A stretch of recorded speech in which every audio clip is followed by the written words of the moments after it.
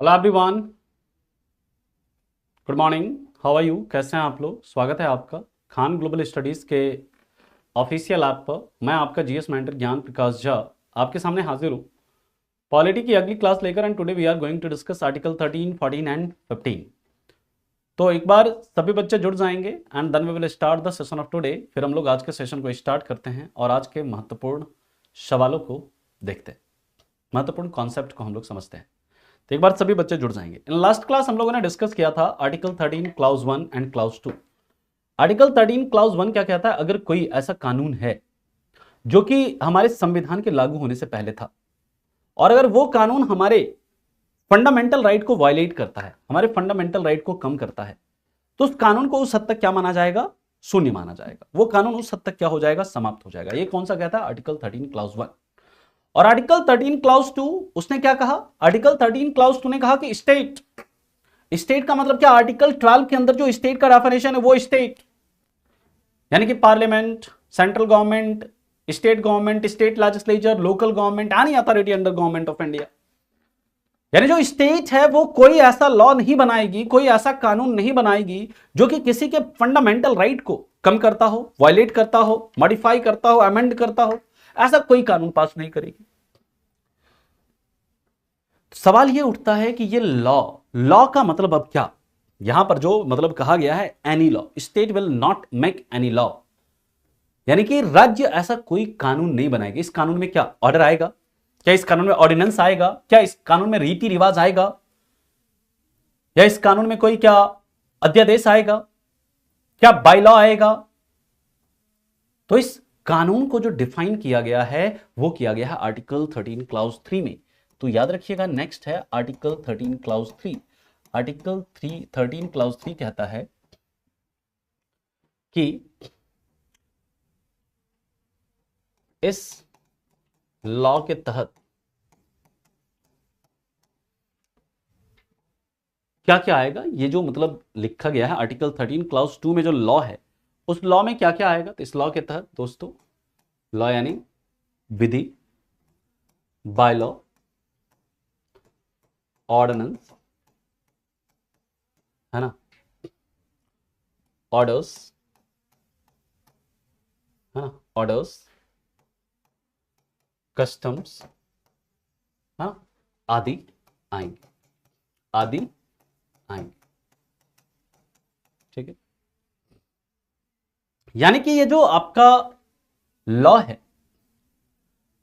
ठीक है, ये जो आपका कानून है आर्टिकल 13 क्लाउज 2 में, इस कानून के तहत क्या क्या आएगा? इसके तहत लॉ आएगा, बाय लॉ आएगा, ऑर्डर आएगा, ऑर्डिनेंस आएगा, कस्टम्स आएगा। ये सारा कुछ किसके अंदर आएगा? उस लॉ के अंदर आएगा। ठीक है, अब इसके बाद एक बहुत इंटरेस्टिंग स्टोरी है, उसे हम लोग समझते हैं, तब जाकर आपको ये चीजें आपको ज्यादा समझ में आएगी। होता क्या है एक्चुअली में? ध्यान से मेरी बात को सुनिएगा। होता क्या है, 1951 का समय, मद्रास गवर्नमेंट, मद्रास गवर्नमेंट यानी उस समय तमिलनाडु को मद्रास बोलते थे, मद्रास गवर्नमेंट क्या करती है? एक ऑर्डर इशू करती है, एक ऑर्डर इशू करती है, और इसके तहत reservation, reservation for socially and educationally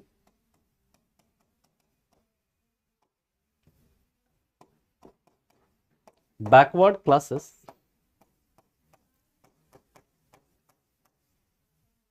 in government engineering and medical college.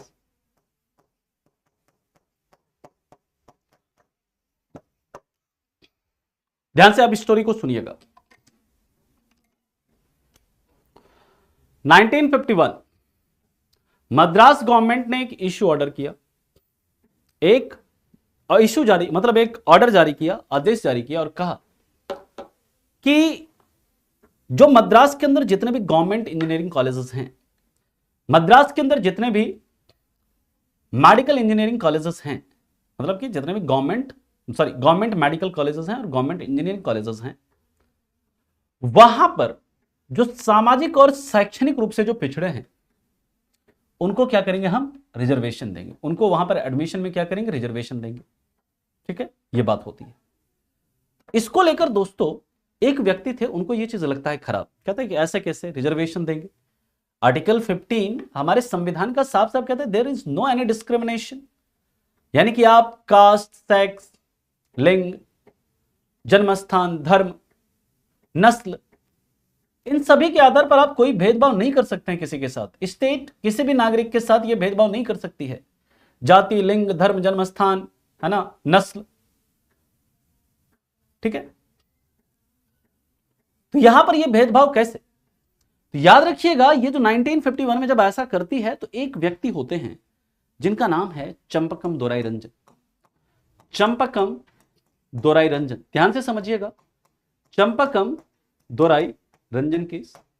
और Champakam Dorairajan versus state of Madras, ये केस आता है कहां पर, सुप्रीम कोर्ट में, वर्सेस स्टेट ऑफ मद्रास। ये केस 1951 में आता है कहां पर, सुप्रीम कोर्ट में। और इस केस में सुप्रीम कोर्ट कहती है, ये चंपकम दोराई रंजन जी जाकर कहते हैं सुप्रीम कोर्ट में, मालिक, सर्वोच्च न्यायालय सुप्रीम कोर्ट महोदय, हमारे ये देखिए मद्रास गवर्नमेंट ने एक ऑर्डर जारी किया है कि वहां की गवर्नमेंट इंजीनियरिंग और मेडिकल कॉलेजेस में जो सामाजिक और शैक्षणिक रूप से जो पिछड़े वर्ग हैं उन लोगों को आरक्षण मिलेगा सर। ये देखिए एससी और एसटी जो है वहां के, उनको आरक्षण मिल रहा है गवर्नमेंट इंजीनियरिंग कॉलेजेस में। ठीक है, तो क्या दिक्कत है बताओ, क्या समस्या है तुम्हें? मालिक कैसी बात कर रहे हैं, आर्टिकल 15 है हमारा, हमारे आर्टिकल 15 का वायलेशन हो रहा है, क्योंकि आर्टिकल 15 कहता है कि राज्य किसी नागरिक के साथ जाति, धर्म, जन्मस्थान, है ना, लिंग, नस्ल, इन सभी के आधार पर सर भेदभाव नहीं करेगी। और ये राज्य तो भेदभाव कर रही है कि गवर्नमेंट इंजीनियरिंग और मेडिकल कॉलेजेस में एससी और एसटी को रिजर्वेशन दे रही है, तो ये क्या है, वायलेशन है हमारे फंडामेंटल राइट का, आर्टिकल 15 का। कहते हैं बात तो तुम्हारी सही है, बिल्कुल सही कह रहे हैं। इसका मतलब ये गवर्नमेंट ने जो इशू किया है ना, मद्रास गवर्नमेंट ने ऑर्डर इशू, ये क्या है, ये फर्जी है, इसको हम क्या करते हैं, वॉइड कर देते हैं, इसको हम क्या देते हैं, ये खत्म हो गया। तो यहां पर क्या हो गया, यहां पर दोस्तों सुप्रीम कोर्ट ने क्या कहा, जो मद्रास गवर्नमेंट के द्वारा इशू किए गए ऑर्डर को निरस्त कर दिया, इशू किए गए ऑर्डर को निरस्त कर दिया।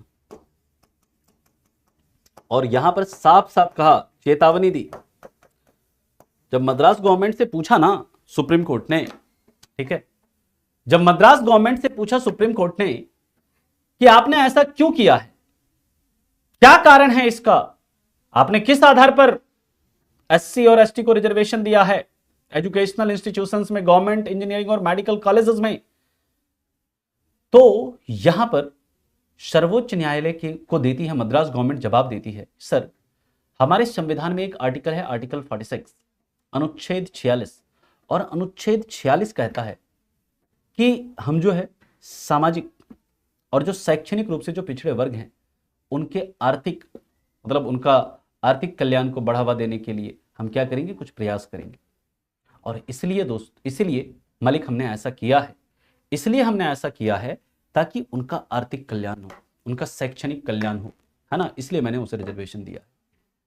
कहा कि देखिए आप डीपीएसपी के प्रावधानों को लागू करने के लिए फंडामेंटल राइट को वायलेट नहीं कर सकते, क्योंकि फंडामेंटल राइट जो है ना, मौलिक अधिकार जो है ना, वो ज्यादा सुपीरियर है। मौलिक अधिकार का मतलब कि अगर आपको डीपीएसपी के प्रावधान को लागू करना है, डीपीएसपी के प्रोविजन को अगर आपको इंप्लीमेंट करना है, तो आप उसके लिए फंडामेंटल राइट को वायलेट नहीं कर सकते, क्योंकि फंडामेंटल राइट जो है ज्यादा सुपीरियर है किससे, डीपीएसपी से। क्लियर? तो यहां पर जो मद्रास गवर्नमेंट है, मद्रास गवर्नमेंट के द्वारा जो इशू किया गया ऑर्डर है उसको क्या कर दिया जाता है, निरस्त कर दिया जाता है। हिंदी में लिख लीजिए, इसके बारे में हिंदी में लिख लो आप लोग, सामाजिक और आर्थिक रूप से, सामाजिक और शैक्षणिक रूप से पिछड़े वर्ग को हिंदी में लिख लीजिए, जिनको भी हिंदी में लिखना है, सामाजिक और शैक्षिक रूप से पिछड़े वर्ग को सरकारी इंजीनियरिंग और मेडिकल कॉलेज में आरक्षण प्रदान किया गया। सरकारी इंजीनियरिंग और मेडिकल कॉलेज में आरक्षण प्रदान किया गया। मद्रास गवर्नमेंट ने एक इशू ऑर्डर करके, मतलब ऑर्डर इशू करके एक आदेश जारी किया, और उसके तहत क्या किया, वहां मद्रास की जो भी सामाजिक और शैक्षणिक रूप से जो पिछड़े वर्ग थे उनको क्या किया, वहां के गवर्नमेंट यानी कि सरकारी इंजीनियरिंग यानी अभियंत्रण और जो मेडिकल कॉलेज चिकित्सा महाविद्यालय थे, चिकित्सा महाविद्यालय में आरक्षण प्रदान किया। क्लियर। फिर मद्रास गवर्नमेंट के इस ऑर्डर के खिलाफ एक केस आता है सुप्रीम कोर्ट में, जिसको हम लोग जानते हैं किस नाम से, Champakam Dorairajan versus state of Madras. इसे चंपकम दोराई रंजन बनाम मद्रास राज्य कहेंगे हिंदी में, अगर आपको हिंदी में लिखना है। यह किसी व्यक्ति का नाम है चंपकम दोराई रंजन, इसका कोई हिंदी नहीं होगा, बनाम स्टेट ऑफ मद्रास यानी बनाम मद्रास राज्य। यह फिर यहां पर सर्वोच्च न्यायालय ने, सुप्रीम कोर्ट ने आदेश दिया और सुप्रीम कोर्ट ने क्या किया, मद्रास गवर्नमेंट के द्वारा ये जो आदेश जारी किया गया था, ये जो ऑर्डर इशू किया गया था, उसको क्या कर दिया, निरस्त कर दिया। यहां तक बात समझ में आ गई? यहां तक किसी को कोई दिक्कत, कोई परेशानी है तो बताइए, फिर हम चलते हैं इसके आगे अगली स्टोरी पर। किसी को यहां तक कोई दिक्कत है? इतना डेवलपमेंट समझ में आया? अब देखिए आगे हम लोग बात करेंगे आर्टिकल 13 क्लाउज 4 कैसे आता है।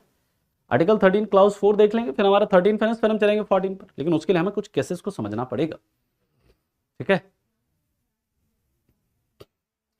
चलिए अब देखिए इसके बाद हम लोग बात करते हैं, जब मद्रास गवर्नमेंट के इस ऑर्डर को निरस्त कर देती है, ठीक है, मद्रास गवर्नमेंट के इस ऑर्डर को अगर क्या कर देती है, निरस्त कर देती है सुप्रीम कोर्ट, तो पार्लियामेंट में क्या होता है, पार्लियामेंट इस डिसीजन के खिलाफ, चंपकम दोराई रंजन केस में जो सुप्रीम कोर्ट का निर्णय होता है उसके खिलाफ, है ना, बिल्कुल आते हैं। कभी प्रीवियस ईयर पेपर देखिए, यहां पर दोस्तों याद रखिएगा, संविधान में पहला संविधान संशोधन होता है, फर्स्ट कॉन्स्टिट्यूशनल अमेंडमेंट एक्ट होता है कब, 1951 में।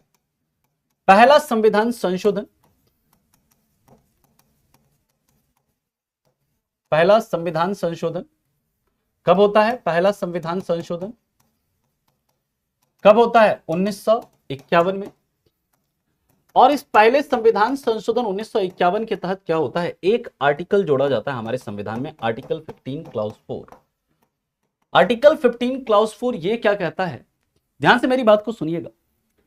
हां अभी वहां तक, अभी देखिए अभी क्या है, अभी का सीन क्या है, अभी हम आगे करेंगे। अभी उस समय जो सुप्रीम कोर्ट ने कहा, ये कहा कि फंडामेंटल राइट जो वो ज्यादा सुपीरियर है किससे, डीपीएसपी से, यानी कि फंडामेंटल राइट के डीपीएसपी के प्रावधान को लागू करने के लिए फंडामेंटल राइट को वायलेट नहीं कर सकते, वो 1951 में कहा। वर्तमान में क्या स्थिति है, अभी आगे जैसे जैसे डेवलप होगा हम बताएंगे। आर्टिकल 15 क्लाउज 4 जोड़ा गया और कहा गया कि state can make special provision for socially and educationally backward classes, socially and educationally backward classes, ध्यान से चीजों को समझिए, एजुकेशनली बैकवर्ड क्लासेस, यानी कि ये क्या कहता है कि राज्य का मतलब क्या, आर्टिकल 12 वाला राज्य सामाजिक और आर्थिक रूप से, शैक्षणिक रूप से पिछड़े वर्ग के लिए विशेष प्रावधान बना सकता है, पिछड़े वर्ग के लिए विशेष प्रावधान बना सकता है, विशेष प्रावधान क्या कर सकता है, बना सकता है। ठीक है, यानी कि अब यहां पर देखिए संविधान में ही संशोधन कर दिया गया, और संविधान में संशोधन करके आर्टिकल 15 क्लाउज 4 जोड़ दिया गया। और जब ये आर्टिकल 15 क्लाउज 4 जोड़ा गया तो यहां पर साफ साफ लिख दिया गया कि स्टेट जो है ये सामाजिक और शैक्षणिक रूप से पिछड़े वर्ग को आरक्षण दे सकती है, रिजर्वेशन दे सकती है। क्लियर है पॉइंट यहां तक? अब फिर इसके बाद एक फर्दर केस आता है, उसको हम लोग डिस्कस करते हैं। पहले आप लोग इतना लिखिए, फिर चलते हैं इसके आगे। यहां तक किसी को कोई दिक्कत, कोई परेशानी, कोई समस्या है तो बताओ, फिर हम लोग इसके आगे चलते हैं, अगले पॉइंट पर मूव करते हैं।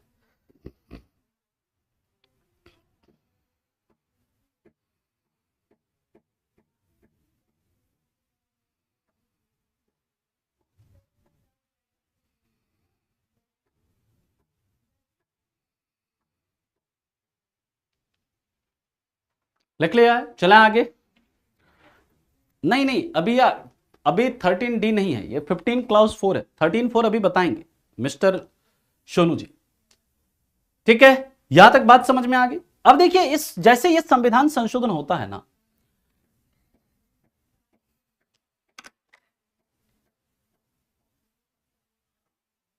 शिवम, हम आर्टिकल 13 क्लॉज 4 तक पहुंचेंगे तो उसके लिए इन चीजों का समझना जरूरी है। आपको अगर सिर्फ आर्टिकल्स जानने हैं, उसके पीछे की अगर आपको स्टोरी नहीं जाननी है, I can write article 13 clause 4, ठीक है, ओके, बाकी के बीच की स्टोरी रहने देते हैं, ठीक है। आर्टिकल 13 क्लॉज 4 लिख लीजिए आप लोग, बाकी बीच की स्टोरी हम लोग रहने देते हैं। आर्टिकल 13 क्लॉज 4 कहता है, इफ, मतलब याद रखिएगा, अगर पार्लियामेंट आर्टिकल 368 के तहत कोई संविधान संशोधन करती है, आर्टिकल 368 के तहत संविधान संशोधन करती है, तो उस पर आर्टिकल 368, उस पर आर्टिकल 13 लागू नहीं होगा, ठीक है, क्लियर। यह है आर्टिकल 13 क्लॉज 4 में, ओके। यार जब मैं मतलब चीजों को जब मैं पढ़ा रहा हूं तो मुझे अपने हिसाब से पढ़ाने दीजिए, बीच में आकर के आपकी 13.3 से सर 15.3 पर आ गए। मैंने पहले ही बताया कि मैं पूरी स्टोरी के साथ वहां पर लेकर चलूंगा, आर्टिकल 13 क्लॉज 4 पर मैं बताऊंगा, ठीक है।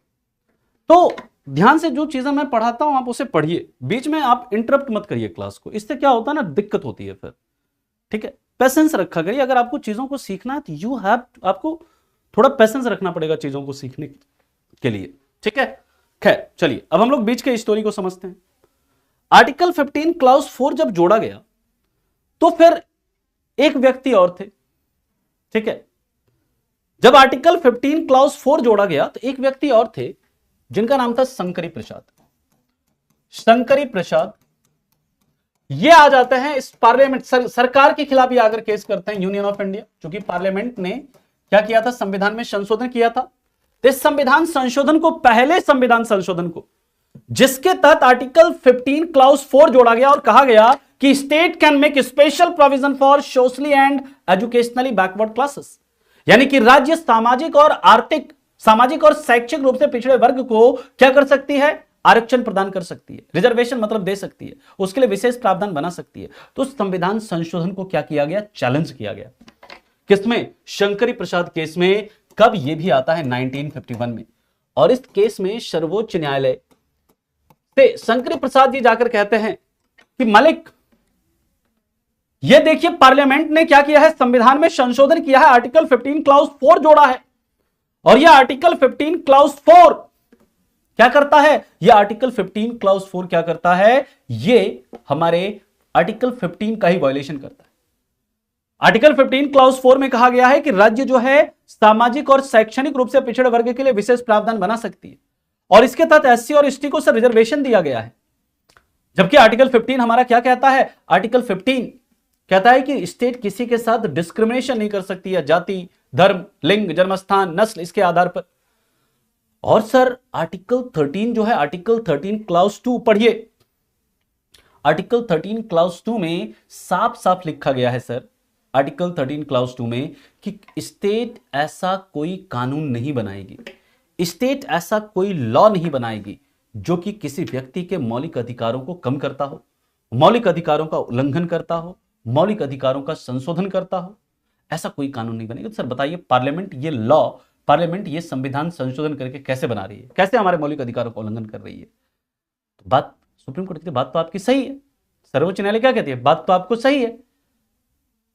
तो सेंट्रल गवर्नमेंट से, हाँ बताइए भाई, क्यों आपने ये आर्टिकल 15 क्लॉज 4 क्यों जोड़ा, आपको पता नहीं है? आर्टिकल 13 क्लॉज 2 में लिखा गया है कि स्टेट ऐसा कोई लॉ नहीं बनाएगी जो कि हमारे मौलिक अधिकारों को क्या करे, उल्लंघन करे, मौलिक अधिकारों को वायलेट करे, मौलिक अधिकारों को कम करे, मौलिक अधिकारों का संशोधन करे। आपने कैसे यह कानून बनाया?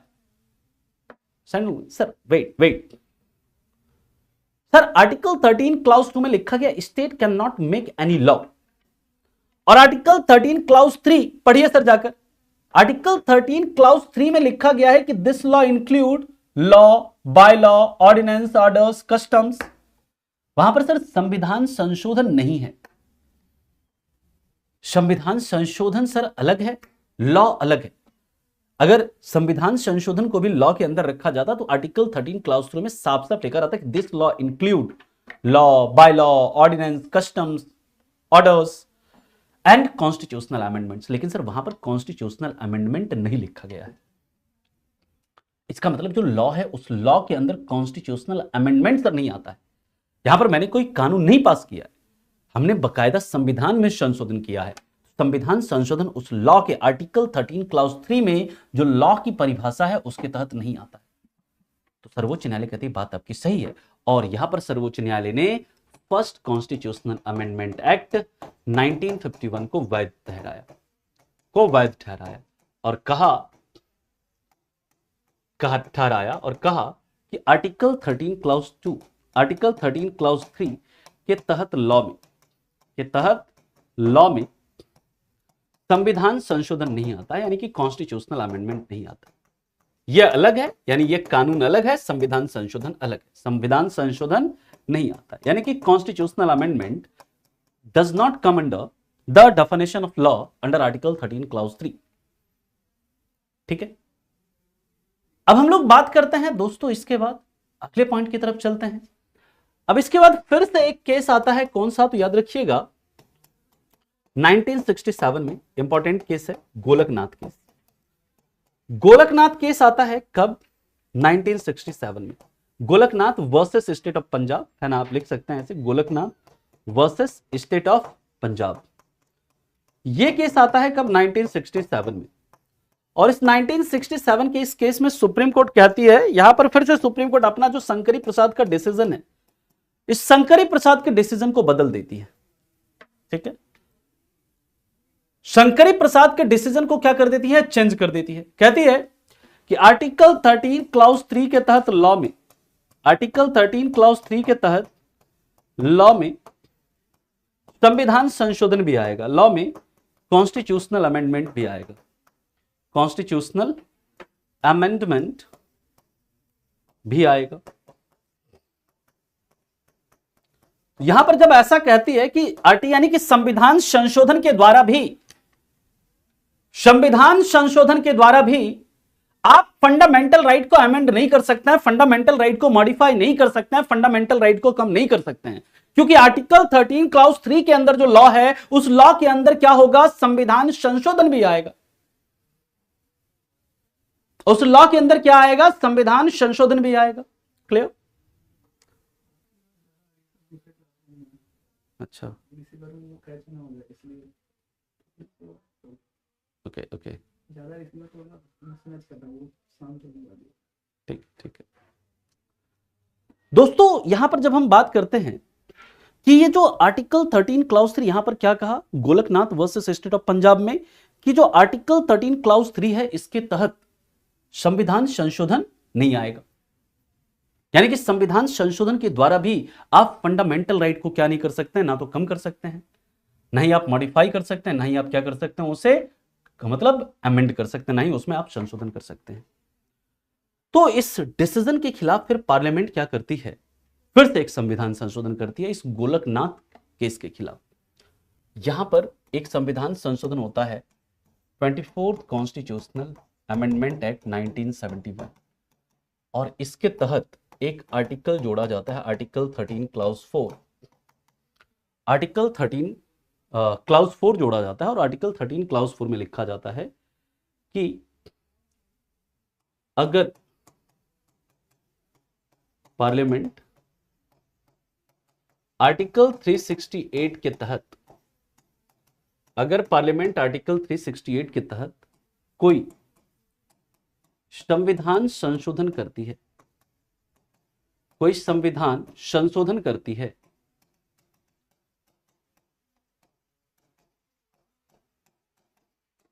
तो उस पर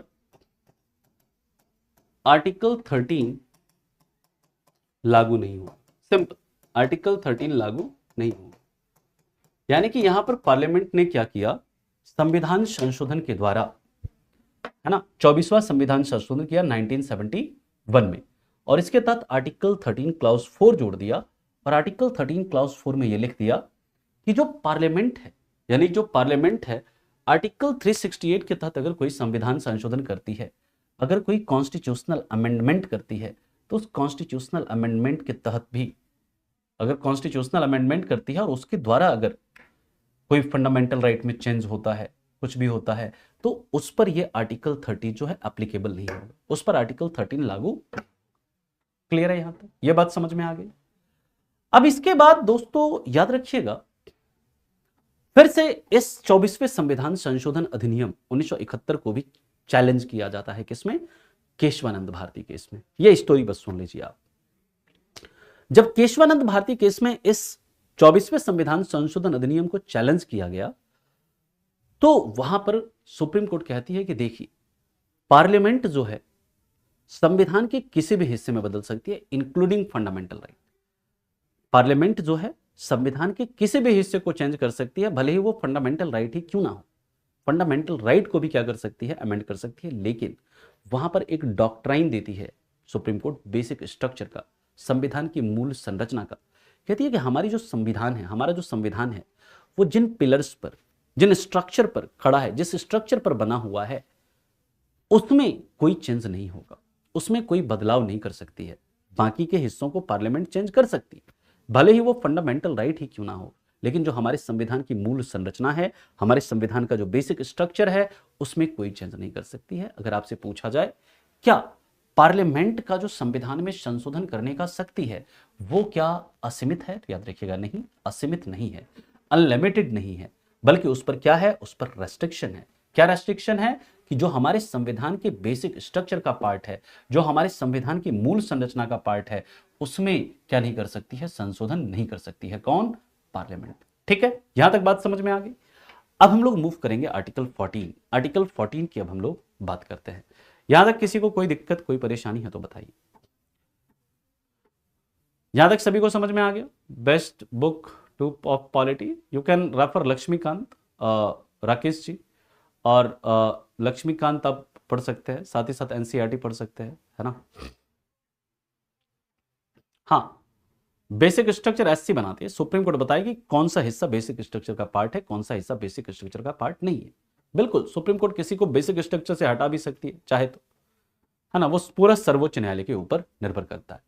हर्ष जी, बेसिक स्ट्रक्चर यानी हमारा संविधान जिन मतलब पिलर्स पर बना हुआ है ना, जिस स्तंभों पर बना हुआ है, जैसे सेक्युलरिज्म, है ना, जैसे पार्लियामेंट्री सिस्टम, जैसे डेमोक्रेसी, है ना, जैसे आपका रूल ऑफ लॉ, ये सब क्या है? ये सब हमारा क्या है? ये सब हमारे संविधान का बेसिक स्ट्रक्चर है। यानी ये पार्लियामेंट, ये जो मतलब सुप्रीम कोर्ट है, ये समय समय पर बताती है डिफरेंट डिफरेंट केसेस में कि कौन सा हमारे संविधान के बेसिक स्ट्रक्चर का पार्ट है। जैसे आपका याद रखिएगा, फेडरल स्ट्रक्चर, फेडरल स्ट्रक्चर यानी जो संघात्मक व्यवस्था है, वो क्या है? वो बेसिक स्ट्रक्चर का पार्ट है। इस चीज को आप याद रखेंगे। केशवानंद भारती केस के बारे में हम आगे डिस्कस करेंगे, है ना, वो आपको समझाने के लिए था।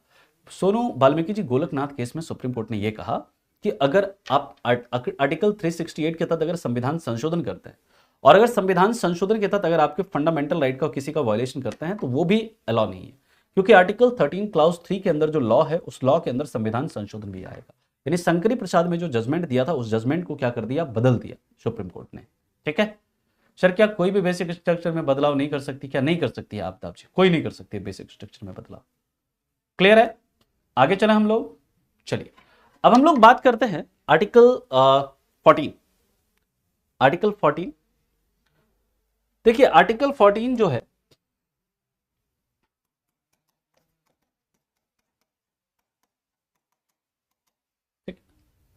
ये कहता है equality before law and equal protection of law. Equality before law and equal protection of law, यानी कि कानून के समक्ष समानता और कानून का समान संरक्षण। कानून का समान संरक्षण, ध्यान से समझिएगा, और कानून का समान संरक्षण।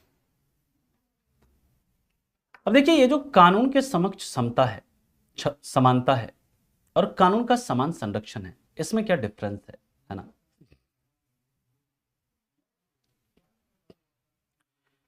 क्योंकि करण जी, हमारे देश के संविधान निर्माताओं ने कहा कि हमारे देश में सभी धर्मों का बराबर सम्मान होगा।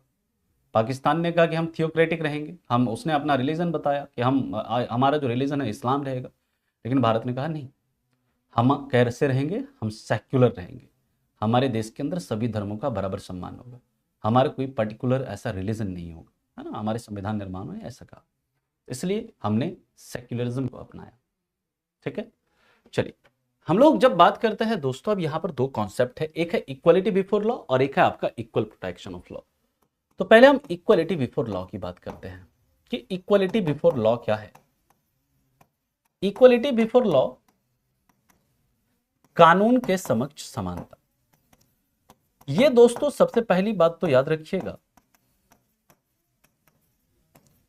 ये एक कैसा कॉन्सेप्ट है, ये एक नेगेटिव कॉन्सेप्ट है। नेगेटिव कॉन्सेप्ट का क्या मतलब है? नकारात्मक अवधारणा है ये कैसी अवधारणा है? नकारात्मक अवधारणा है। हमने कहां से लिया है इसे? ब्रिटेन से लिया है, यानी कि यूके से, ब्रिटेन से हमने इसे अडॉप्ट किया है। ठीक है, क्लियर?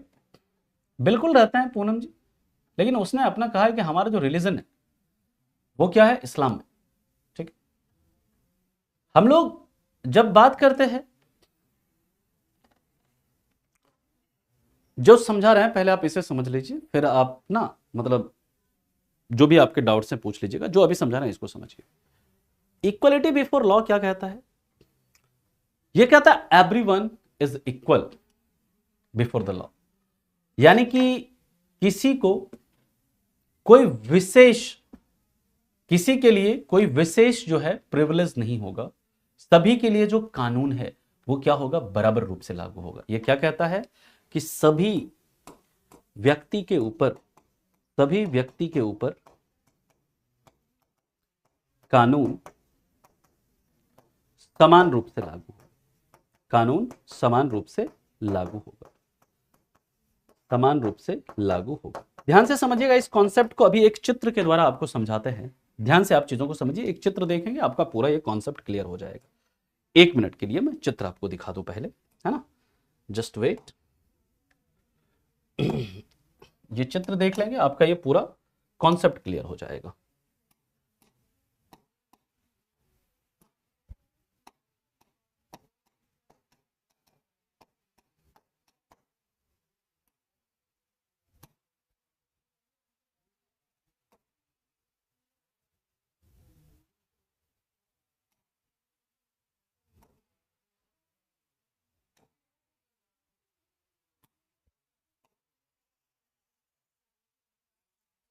देखिए, इस चित्र को आप लोग ध्यान से देखिएगा, यह चित्र आप लोगों को दिख रहा है?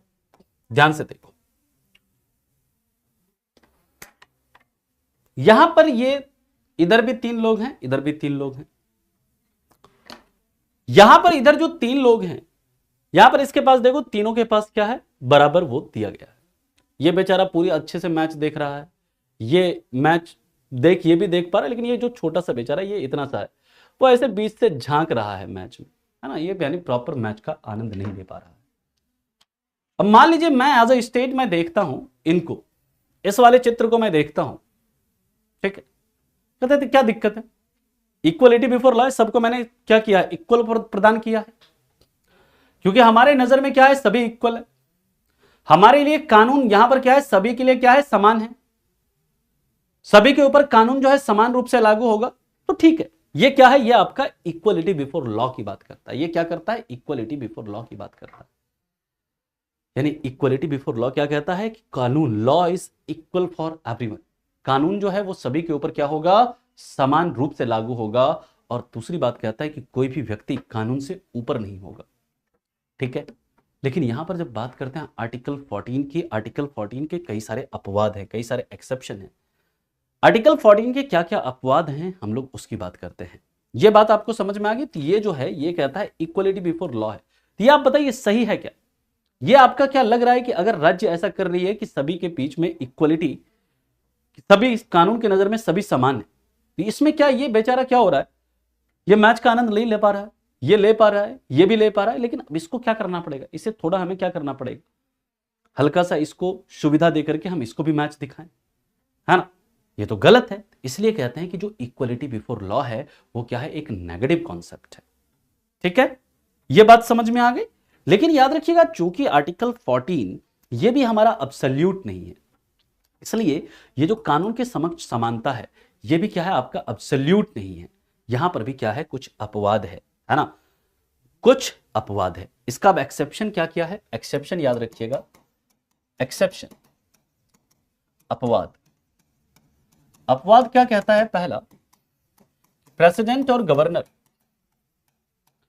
प्रेसिडेंट और गवर्नर को उनके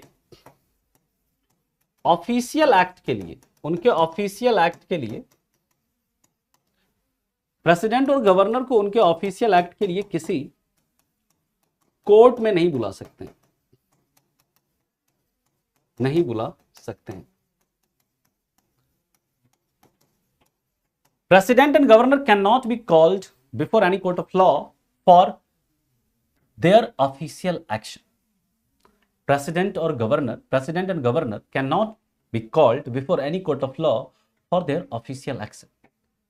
मतलब ध्यान से समझिएगा, मेरी बात को ध्यान से समझेंगे।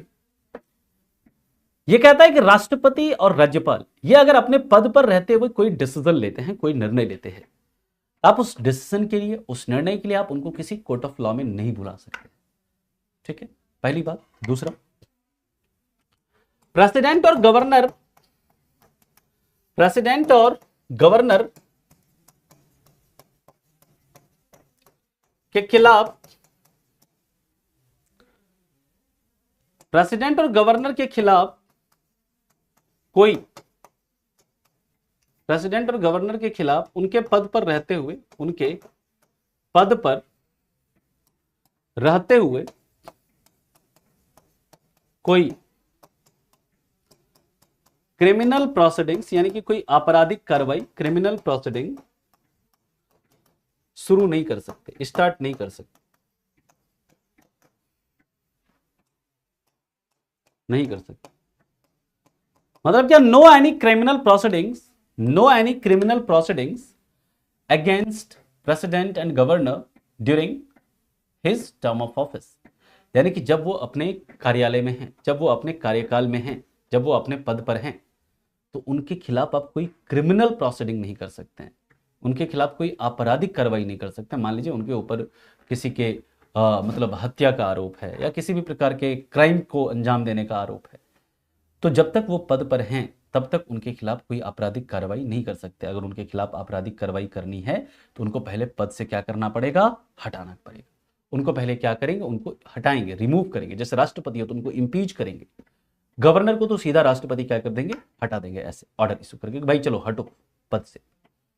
क्योंकि गवर्नर के हटाने का कोई ऐसा प्रोसीजर हमारे संविधान में नहीं है। गवर्नर को रिमूव करने का कोई ऐसा मतलब ना तो प्रोसीजर है और ना ही कोई क्या है आपका मतलब ग्राउंड है। गवर्नर को जब भी राष्ट्रपति चाहे उनको पद से हटा सकते हैं, ठीक है। लेकिन अगर राष्ट्रपति को हटाना है उसके लिए प्रोसीजर है, उसके लिए पूरा प्रक्रिया है। इसमें आर्टिकल 61 में जिसे हम कहते हैं महाभियोग, और उसके लिए ग्राउंड भी है, क्या, संविधान का उल्लंघन। तो राष्ट्रपति को क्या कहते हैं, हटाएंगे या राज्यपाल को हटाएंगे, तब जाकर उनके खिलाफ कोई आपराधिक कार्रवाई करेंगे। तीसरा, प्रेसिडेंट और गवर्नर के खिलाफ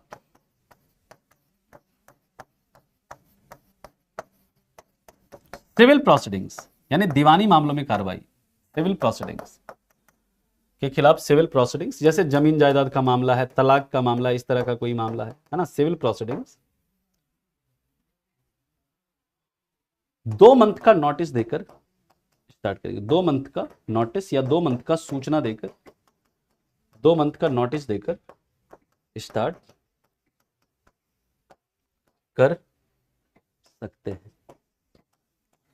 यानी कि राष्ट्रपति और जो राज्यपाल है उनको क्या है, इससे इम्यूनिटी प्रदान करी गई है। यानी कि सबके लिए कानून बराबर है, लेकिन राष्ट्रपति और राज्यपाल जो है उनके लिए क्या है, उनको कुछ अपवाद, उनके लिए क्या है, कुछ एक्सेप्शन है।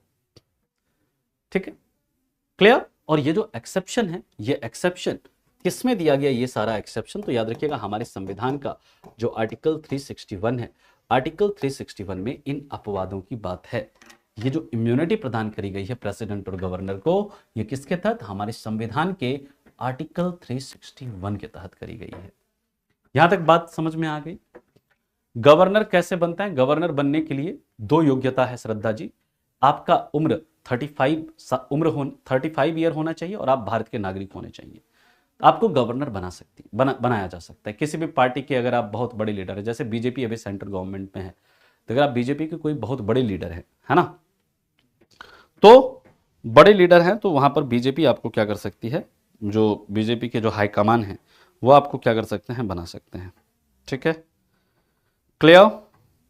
और प्रेसिडेंट को अपॉइंट कौन करते हैं? तो वो करते हैं, सॉरी, गवर्नर को अपॉइंट कौन करते हैं? वो करते हैं प्रेसिडेंट।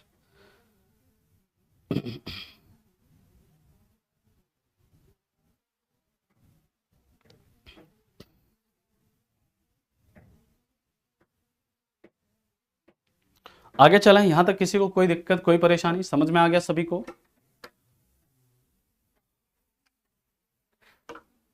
सचिन, तुम्हें पढ़ना है कि मतलब, हाँ, हाईकमान का मतलब बीजेपी चीफ, बीजेपी के जो अध्यक्ष है उनको पॉलिटिकल उसमें हाईकमान कहा जाता है ना?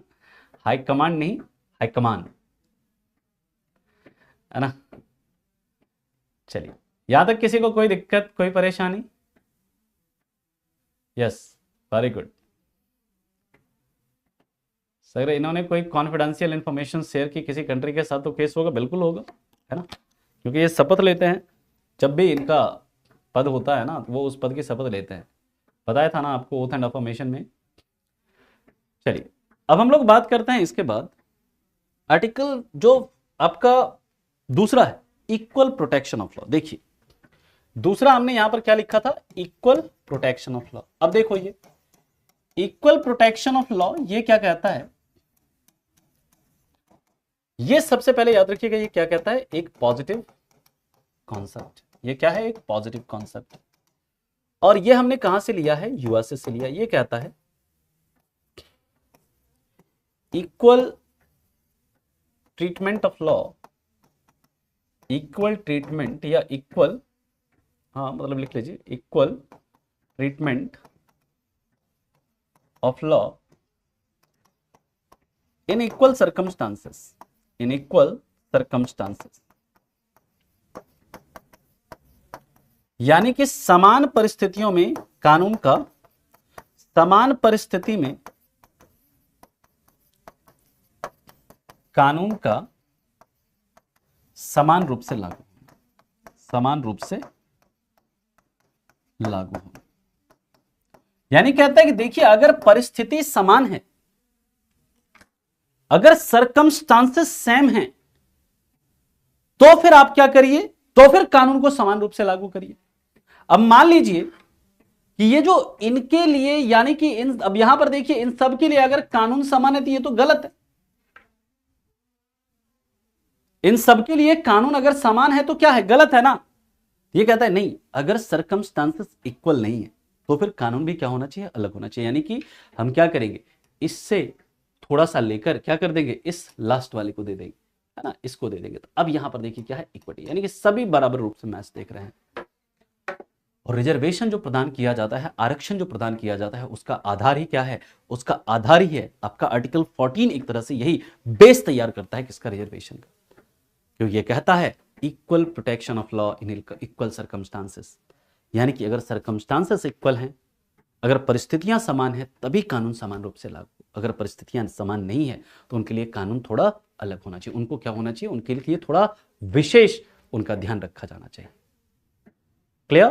तो इसलिए दोस्तों ये क्या बोलते हैं? इसको हम लोग क्या बोलते हैं? जो इक्वल प्रोटेक्शन ऑफ लॉ है वो क्या है? वो एक आपका पॉजिटिव कॉन्सेप्ट है। जैसे ये कहता है, अगर जैसे दो चोर हैं, मान लीजिए कि मैंने भी चोरी करी, आपने भी चोरी करी, ठीक है, तो इन दोनों को समान सजा दो। ठीक है, ये कहता है कौन? Equal protection law. अगर दोनों चोर हैं तो दोनों को सजा दो समान। लेकिन मान लीजिए कि मैंने चोरी करी है और सामने वाले किसी ने मर्डर करी है, तो उस कंडीशन में दोनों को समान सजा देंगे। ये सही है? नहीं। ये कहता है अगर if circumstances are equal then law should be implemented equally. तो कानून जो है समान रूप से लागू होना चाहिए अगर परिस्थितियां समान है तो। लेकिन अगर परिस्थितियां समान नहीं है तो कानून भी समान रूप से लागू नहीं होना चाहिए। क्लियर है पॉइंट? यहां तक आ गया समझ में? ठीक है। अरे मैंने बस एग्जांपल दिया आपको, है ना। प्रेसिडेंट के किसी बहुत ही बुरे क्रिमिनल लाइक रेपिस्ट को माफ कर क्या उनके ऊपर उनके पद से हटाने के बाद? बिल्कुल होगा, केस क्यों नहीं होगा, हटाने के बाद तुरंत होगा केस, है ना। यहां तक बात समझ में आ गई सभी को? चलिए अब हम लोग बात करेंगे आर्टिकल 15। हाँ, जो जैसा उसको वैसा, डेफिनेटली। अब हम लोग आर्टिकल 15 की बात करेंगे, ठीक है। यहां तक किसी को कोई दिक्कत है, परेशानी है तो बताइए।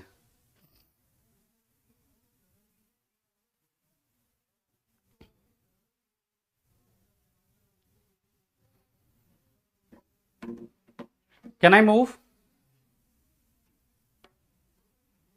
चलिए एक्सेप्शन 3 रिपीट। एक्सेप्शन 3 में श्रेया जी मैंने ये लिखा है कि प्रेसिडेंट और गवर्नर के ऊपर कोई जो सिविल मामलों में, सिविल मामलों का मतलब जैसे कि जमीन जायदाद का मामला है, एडॉप्शन का मामला है, प्रॉपर्टी का मामला है ना, या फिर तलाक का मामला है ना, इस तरह का कोई अगर मामला है तो उसे दीवानी मामले बोलते हैं। दीवानी मामले का ऐसा होता है जिसमें कि सिर्फ और सिर्फ पैसे का दंड दिया जाता है ना, उसमें कोई जेल वगैरह नहीं भेजा जाता, ठीक है, तो उसे कहते हैं दीवानी मामले। दीवानी मामलों में अगर कोई दीवानी मामला है ना, कोई मान लीजिए कि गवर्नर का कोई अपनी वाइफ से तलाक का कोई मामला है, ठीक है, तो वहां पर उनको उनके खिलाफ वो सिविल मामला स्टार्ट किया जा सकता है पद पर रहते हुए, लेकिन उसके लिए 2 महीने पहले नोटिस भेजेंगे कि सर आपके खिलाफ 2 महीने हम लोग इस कोर्ट में आपके खिलाफ क्या होगा, कार्रवाई शुरू होगा, जो आपके वाइफ से तलाक का मामला है उसके ऊपर, या आपके भाई से जो प्रॉपर्टी का मामला है उसके ऊपर, ठीक है, क्लियर। चलिए अब हम लोग बात करते हैं इसके आगे।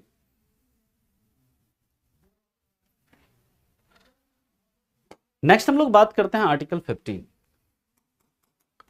आर्टिकल 15 की बात करते हैं तो आर्टिकल 15 कहता है no discrimination, no discrimination on certain grounds, on certain ground, है ना। और कल हम लोग आर्टिकल 15 और आर्टिकल 16 को क्या करेंगे, कवर करेंगे। सर्टेन ग्राउंड्स यानी कि कुछ आधार पर भेदभाव नहीं होगा, भेदभाव नहीं होगा। अब ये आधार क्या है, ये ग्राउंड्स क्या हैं, इसकी बात करेंगे। यानी कि ये डिस्क्रिमिनेशन की बात करता है, कहता है कि डिस्क्रिमिनेशन नहीं कर सकते हैं आप, किसी के साथ भेदभाव नहीं कर सकते, लेकिन कुछ ग्राउंड्स मेंशन है जिसके आधार पर आप भेदभाव नहीं कर सकते, है ना। अभी संदीप जी आएंगे इसके ऊपर, चिंता मत करिए। मैसेज का आंसर नहीं दे रहे हो, क्या मैसेज है तुम्हारा भाई? मैसेज भी लिख दिया करो साथ में। मैसेज का तो पूरा स्पैम कर रखा है तुमने कि मैसेज का आंसर नहीं देख रहे हो, लेकिन जो सवाल है उसका है वो नहीं किया। इससे बढ़िया सवाल लिख देते तो सवाल का मैं जवाब दे देता। 5-6 मैसेज तुमने ये लिख दिया कि मैसेज का आंसर नहीं दे रहे हो, नहीं दे रहे हो, लेकिन जो सवाल है तुम्हारा, सवाल लिख देते इससे अच्छा। बताइए क्या सवाल है, तो उसको फिर से लिख दीजिए। मैं ऊपर अब पता नहीं, कॉपी करके फिर से लिख दो उसे, जो भी है। सर अगर सिविल केस किसी के ऊपर हो, वो कोर्ट में हाजिर नहीं हो, तो उसके ऊपर कोई एक्शन लिया जा सकता है, लिया जा सकता है कंटेम्प्ट ऑफ कोर्ट का, न्यायालय की अवमानना का। न्यायालय जिस भी कोर्ट के, जो भी जज का, जिस भी जज का कोर्ट है, माने जो भी जज हियरिंग कर रहे हैं, वो उसको दंड दे सकते हैं कंटेम्प्ट ऑफ कोर्ट के उसमें, ठीक है। आर्थिक दंड दे सकते हैं, 10 दिन का जेल दे सकते हैं, वो उनके ऊपर है, बिल्कुल हो सकता है। न्यायालय की अवमानना के खिलाफ दंड दिया जा सकता है। अब देखिए आर्टिकल 15 क्लाउज 1 ये कहता है कि किसी आधार पर जो है कुछ ग्राउंड्स पर आप भेदभाव नहीं करेंगे। और आर्टिकल 15 क्लाउज 1 क्या कहता है कि state will not discriminate, will not discriminate with any citizen, with any citizen. यहां पर देखिए मैंने क्या लिखा है, सिटीजन लिखा, citizen only on ground of caste, sex, religion, race and place of birth, race and place of birth। यानी कि ये क्या कहता है, ये कहता है राज्य किसी नागरिक के साथ, किसके साथ, किसी नागरिक के साथ किसी नागरिक के साथ सिर्फ क्या, जाति, लिंग, धर्म, नस्ल और जन्म स्थान के आधार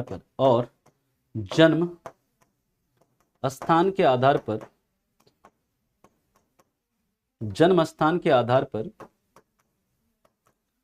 कोई भेदभाव नहीं करेगा,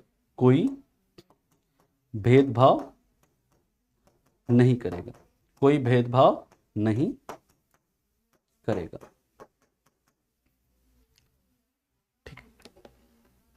नहीं, ए नहीं लिख सकते, कैसे लिख देंगे, है ना, क्लाउज 1 है तो क्लाउज 1 ही लिखेंगे आप उसे, ठीक है। याद रखिएगा, आर्टिकल 15 क्लाउज 1 क्या कहता है कि स्टेट जो है किसके साथ, नागरिक के साथ। क्योंकि आर्टिकल 15 के बारे में मैंने आपको बताया है, ये सिर्फ और सिर्फ किसको उपलब्ध होता है, किसको प्राप्त होता है, सिर्फ और सिर्फ नागरिकों को प्राप्त है। Article 15, 16, 19, 29 and 30। तो इसलिए यहां पर देखिए लिखा हुआ है, state will not discriminate with any citizen only on ground of caste, sex, religion, race and place of birth. और ये जो आपका आर्टिकल 15 क्लाउज 1 है, तो याद रखिएगा, it is available against state action only, यानी कि ये सिर्फ और सिर्फ आपका स्टेट एक्शन के खिलाफ ही अवेलेबल है। कौन सा, आर्टिकल 15 क्लाउज 1। मान लीजिए कि आप यूपीएससी का मान लेते हैं कि आपने फॉर्म भरा और यूपीएससी ने, आपने मान लीजिए क्वालिफाई कर लिया, एग्जाम वगैरह सब आपने क्वालिफाई कर लिया, और यूपीएससी क्या करती है, आपका सिलेक्शन नहीं करती, आपका रिजेक्ट कर देती है सिलेक्शन, ठीक है। तो आप कहेंगे, जाएंगे आप सुप्रीम कोर्ट में कहेंगे, सर यूपीएससी ने मेरे फंडामेंटल राइट का वायलेशन किया है। क्यों किया, क्या हुआ? क्योंकि देखिए आर्टिकल 15 क्लाउज 1 है, आर्टिकल 15 क्लाउज 1 में लिखा गया कि स्टेट किसी के साथ जाति, धर्म, लिंग, जन्मस्थान, नस्ल इसके आधार पर भेदभाव नहीं करेगी। और सर मैं मुस्लिम धर्म से हूं और इस आधार पर क्या किया, यूपीएससी ने हमें डिस्क्वालीफाई कर दिया, यूपीएससी ने मेरा सिलेक्शन नहीं लिया, मान लीजिए।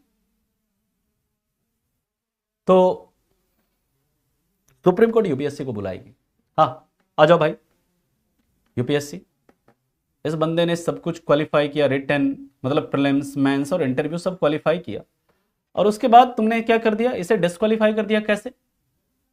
कैसे डिस्क्वालीफाई कर दिया इसे?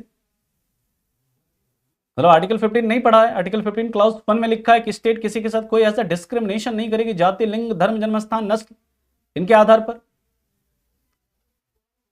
यहां पर फिर यूपीएससी कहती है, सर यहां पर लिखा गया है क्या कि सिर्फ और सिर्फ 5 ग्राउंड पर, caste, sex, religion, race and place of birth, इसके आधार पर हम भेदभाव नहीं कर सकते हैं। लेकिन सर ये जो व्यक्ति है इसने सब कुछ तो पास कर लिया, लेकिन सर ये ग्रेजुएट नहीं है, ही इज नॉट ग्रेजुएट। जब इसका डॉक्यूमेंट वेरिफिकेशन हो रहा था तो ये फर्जी है इसका सर्टिफिकेट, इसने ग्रेजुएशन नहीं किया है, फेल है ये। और सर हमें ग्रेजुएट कैंडिडेट्स चाहिए, तो मैं इसे डिस्क्वालीफाई कर रहा हूं, लेकिन इसके क्वालिफिकेशन, एजुकेशनल क्वालिफिकेशन के ग्राउंड पर मैं इसे डिस्क्वालीफाई कर रहा हूं। मान लीजिए इसी तरह कोई जाता है, कहता है कि सर हमारे साथ क्या हुआ है, भेदभाव कर रही है यूपीएससी। या मान लीजिए आप किसी यूनिवर्सिटी में एडमिशन लेने जाते हैं, डीयू, जेएनयू या किसी में गए आप, और वहां पर आपको मान लीजिए एडमिशन लेने से मतलब आपको नहीं दिया जाता है एडमिशन, कहा जाता है कि नहीं तुम्हारा एडमिशन नहीं लेंगे, जाओ। और आप कहेंगे सर देखिए मैं ना सर इधर महाराष्ट्र से बिलोंग करता हूं या मैं नॉर्थ ईस्ट से बिलोंग करता हूं सर, इसलिए डीयू या जेएनयू ये हमारा एडमिशन नहीं ले रही है। सर प्लेस ऑफ बर्थ के आधार पर ना मेरे साथ भेदभाव हो रहा है, जन्मस्थान के आधार पर सर हमारे साथ भेदभाव हो रहा है, प्लीज सर कुछ करिए। सुप्रीम कोर्ट, हाँ डीयू, जेएनयू आ जाओ। ये बंदा बोल रहा है कि तुमने इसके साथ भेदभाव किया है जन्मस्थान के आधार पर, ये नॉर्थ ईस्ट से है, ये महाराष्ट्र से, इसका एडमिशन नहीं लिया क्या? क्यों भाई? पता नहीं आर्टिकल 15 क्लाउज 1 कि state should not discriminate with any citizen only on ground of caste, sex, religion, race and place of birth. Sir पता है वहां पर लिखा हुआ only on ground of caste, sex, religion, race and place of birth. पर sir मैंने इसके साथ भेदभाव किया, मैंने इसके साथ डिस्क्रिमिनेशन किया, लेकिन इसके एज के आधार पर किया है सर। ये मात्र 16 साल का है और मुझे 18 ईयर, मेरा मिनिमम जो एज क्वालिफिकेशन 18 वर्ष का होना चाहिए, तभी मैं एडमिशन दूंगा। ये 16 साल का है, मुंह उठा के आ गया। सर मैंने इसके साथ डिस्क्रिमिनेशन किया, लेकिन इसके एज के ग्राउंड पर किया है, ना कि इसके जन्म स्थान के आधार पर। क्लियर है पॉइंट? यहां तक बात समझ में आ गई सभी को? किसी को कोई समस्या, कोई परेशानी, कोई दिक्कत? यह आर्टिकल 15 क्लॉज 1 था। इसके आगे बाकी के आर्टिकल्स को हम लोग डिस्कस करेंगे, है ना, कल की क्लास में। कल की क्लास में हम लोग आर्टिकल 15 फिनिश करके आर्टिकल 16 भी फिनिश करेंगे, और देखते हैं आर्टिकल 16 के बाद आर्टिकल 17 स्टार्ट होता है या नहीं होता कल। लेकिन हाँ, आर्टिकल 16 तक हमारा कंप्लीट हो जाएगा कल, फिर हम लोग आर्टिकल 17 वगैरह और भी बात करेंगे। नई शिक्षा नीति पर बात करेंगे सचिन जी, है ना। अभी जो पढ़ रहे हैं उसको पढ़ लीजिए, और यहां तक किसी को कोई दिक्कत है तो बताइए। नहीं, हम लोग स्टेट में नहीं आते हैं शिवम जी। सर क्या पीएम के डिसीजन को प्रेसिडेंट खंडित कर सकता है? नहीं, नहीं कर सकता है, संविधान का उल्लंघन माना जाएगा उसे। ठीक है, क्योंकि हमारे संविधान का आर्टिकल 53 कहता है कि राष्ट्रपति अपने जो भी शक्तियां उसका प्रयोग मंत्रिपरिषद के सलाह पर करेंगे। ठीक है, तो आर्टिकल 53 का उल्लंघन माना जाएगा। धारा नहीं है हमारे एग्जाम का, पार्टी नहीं है, सिलेबस में है ही नहीं आकाश, तो धारा नहीं पढ़ेंगे। ठीक है, सेक्शन जो होता है वो आईपीसी में होता है ना। और किसी का कोई दिक्कत? चलिए ठीक है, फिर मिलते हैं आपसे कल की क्लास में। कल की क्लास में हम आर्टिकल 15 और 16 को कवर करेंगे, है ना। तब तक के लिए आप लोगों का धन्यवाद। Thank you so much, bye bye, take care and have a good day. Thank you.